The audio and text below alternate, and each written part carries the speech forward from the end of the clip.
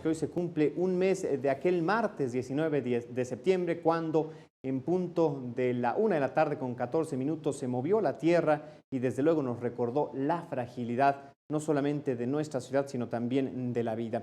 Jefe de Gobierno de la Ciudad de México, el doctor Miguel Ángel Mancera, reiteró su compromiso por recuperar y reconstruir a la capital del país. Aquí la historia. Con un minuto de silencio, el jefe de gobierno Miguel Ángel Mancera inició el corte informativo de este jueves para recordar a las víctimas mortales del sismo que sacudió a la capital del país justo hace un mes, el 19 de septiembre, a las 13 horas con 14 minutos.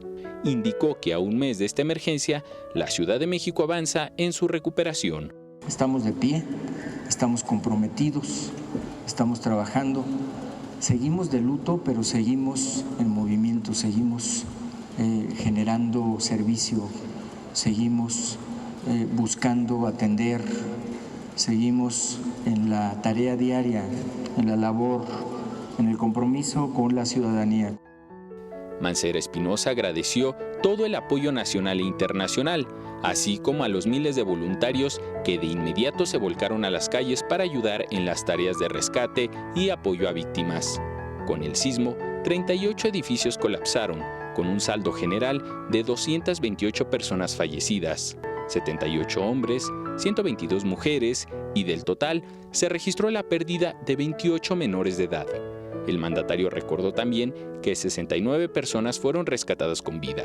A un mes del sismo, el gobierno capitalino ha entregado 21.286 cheques para el pago de renta, equivalentes en conjunto a 63.867.000 pesos.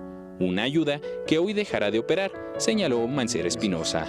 Y a partir de hoy, a partir del 19 de octubre, concluye la entrega de folios para apoyo de renta. Solamente en casos especiales se darán estos folios, pero hoy concluye y pasamos a la segunda etapa, que será al pago del segundo mes de apoyo, tal cual y nos comprometimos con la ciudadanía.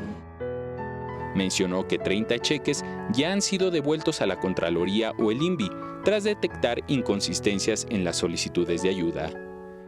Con imágenes de Javier Cordero, Enrique Muñiz, 21 Noticias.